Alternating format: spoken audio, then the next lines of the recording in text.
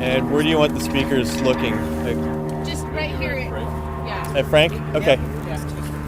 So Ed, you're going to look at Frank in the sunglasses there when you stand right here. All right. Okay. You ready?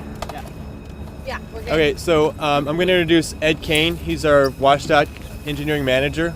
He's going to say a few words about the bridge, the repair project, the timeline, and what to expect. If you have any questions outside of that, we may have to follow up with you afterwards, okay?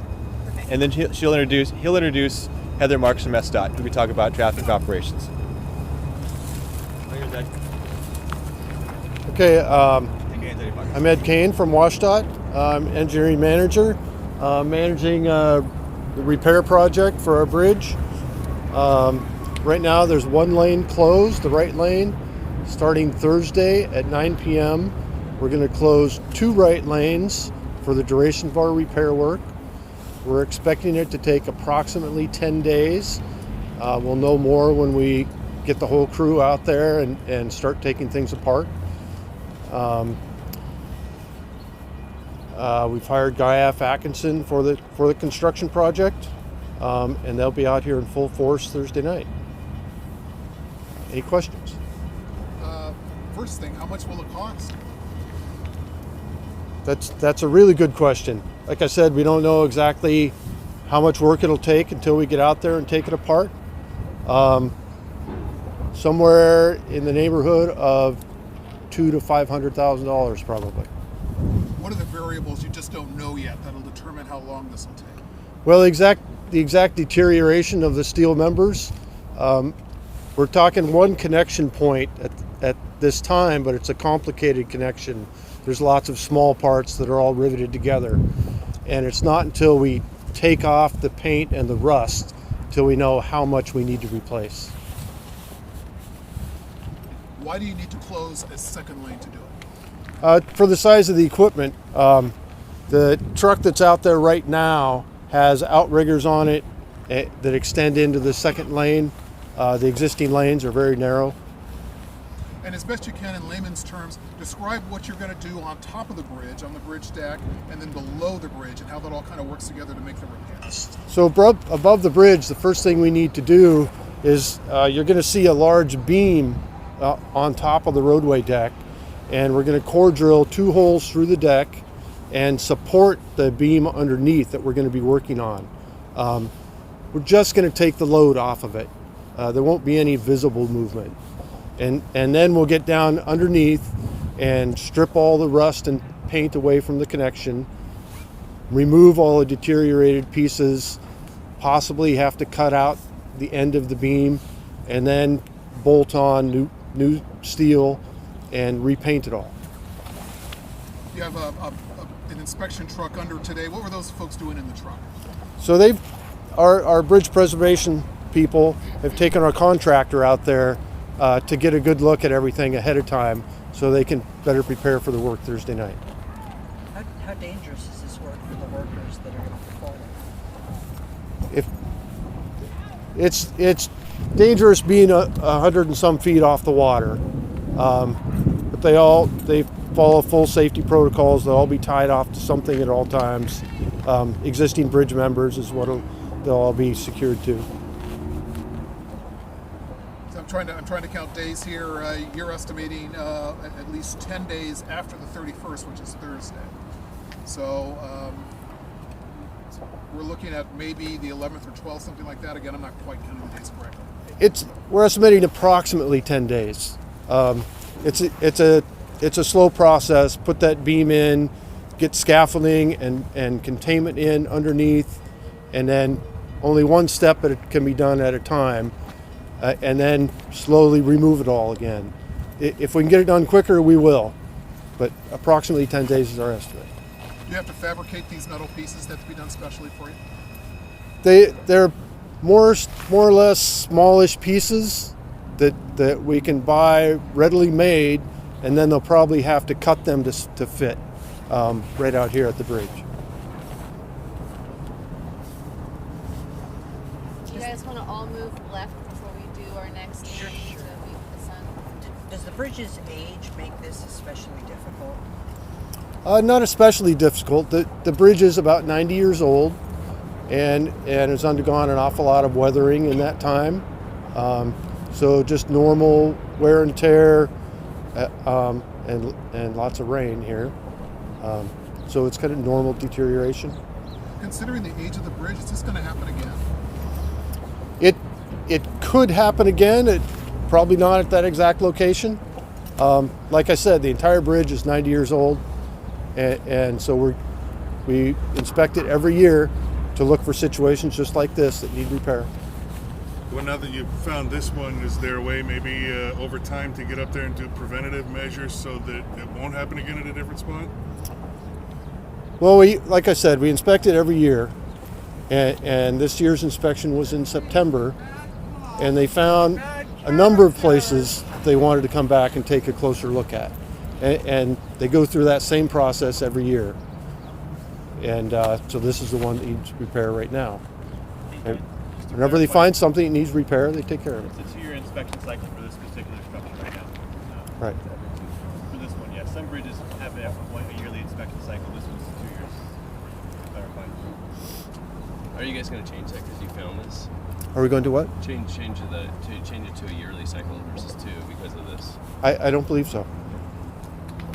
And address the fundamental question that folks have. You guys have continually addressed this, but again, why is the bridge still safe to travel? So there's a lot of beams you can see underneath the bridge deck, and when one of them starts to lose capacity, the beams on each side of it will carry the load. But you don't want that to go on too long, or they can start to fail also.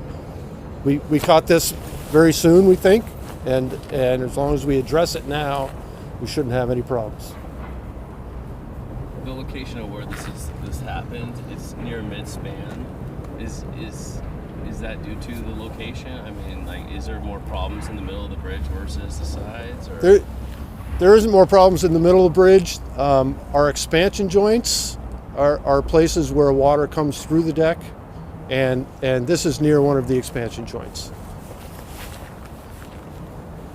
Okay, we need to move a little bit to keep this Marks in the shades.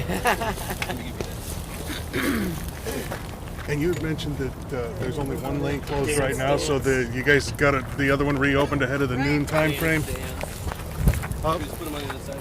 Yeah. Yeah, I guess to clarify, there's 2 closed as long as that truck is on there. All right.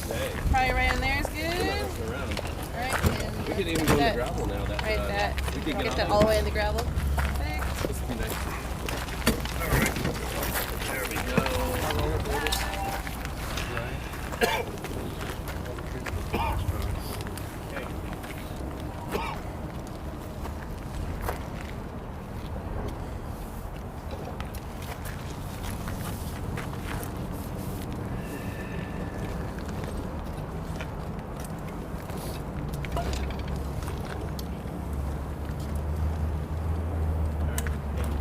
You ready for Katie now?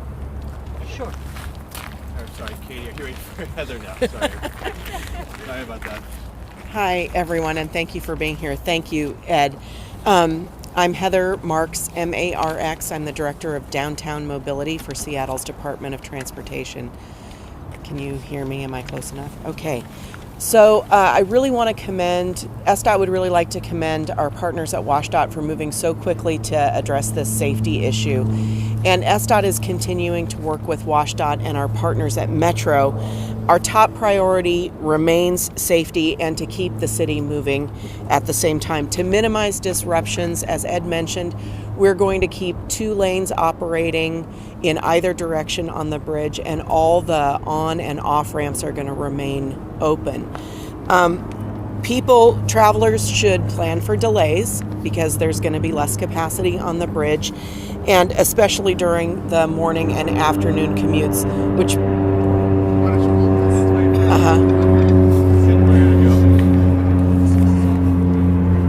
I love those seaplanes. Travelers should plan for delays, especially in the morning and afternoon commutes, which I suspect is not that much different than what folks do every day, consider giving yourself a little extra travel time, and also consider other ways of getting to work. If you can bike, if you can carpool, if you can take the bus, these are all going to be really good choices as long as the Aurora Bridge is constrained. It's been a really tough year for traffic, hasn't it? And so we want to make sure that everybody is continuing to pay attention, plan ahead, especially as we are heading into tolling, which starts on November 9th.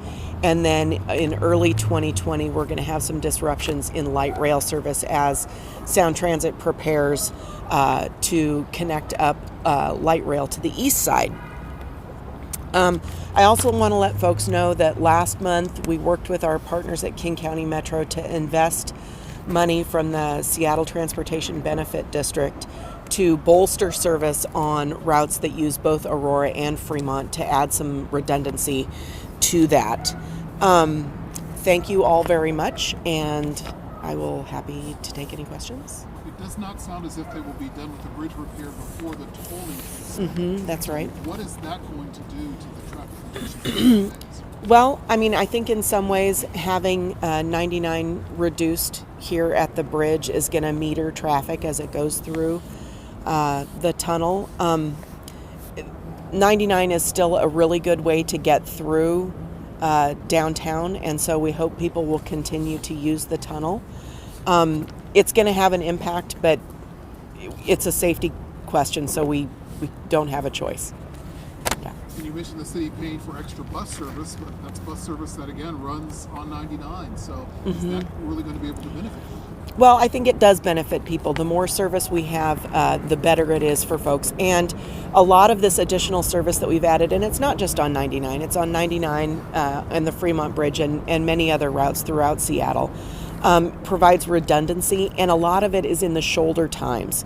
So not right there in the peak, but if folks can leave a little early or leave a little late, it's really going to be beneficial. What have you seen in terms of traffic impacts the last few days when just the one lane's been closed? It hasn't thrown everything into chaos. I think we have all seen that. We're watching it closely, and we're working hard with Metro and WashDOT to make sure that we can keep people moving as we're addressing this important safety issue. And Heather, you mentioned it was going to be 2 lanes in either direction, which means one northbound lane is going to be shifted southbound? That's right. Yes. Oh, actually, help us understand that again. So there will be 2 lanes that are there are 6 lanes across the bridge. 2 of the southbound lanes are going to be closed to repair the bridge. So one of the southbound lanes is going to continue to operate southbound. One of the northbound lanes is going to operate southbound, and the 2 outside northbound lanes are going to continue to operate northbound. So there's a temporary closure of a second southbound lane today. That's supposed to reopen right about noon, as we understood. Is that still correct? Yes, But then that second lane is going to be closed again beginning tomorrow. that's correct. Yeah. Do you know what time? What time it's going to be closed tomorrow? 9 p.m. For how long? 7 to 10 days. So Yeah. once it starts, okay, all right. Yeah. Do you have contingency plans if this takes longer? Contingency plans to continue to move traffic? Yeah.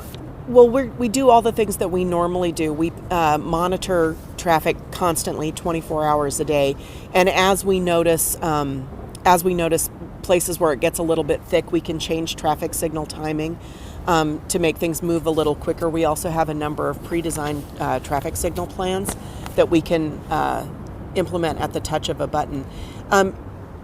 This is a safety project, so this. To the extent that this is going to take lanes away from the traveling public, it's because we need to make the infrastructure safe. And truly sorry that offers inconvenience to people, but ultimately we need to have this important piece of infrastructure in tip-top shape. All right, any more questions for Heather? Pretty good. Thank you. You're welcome.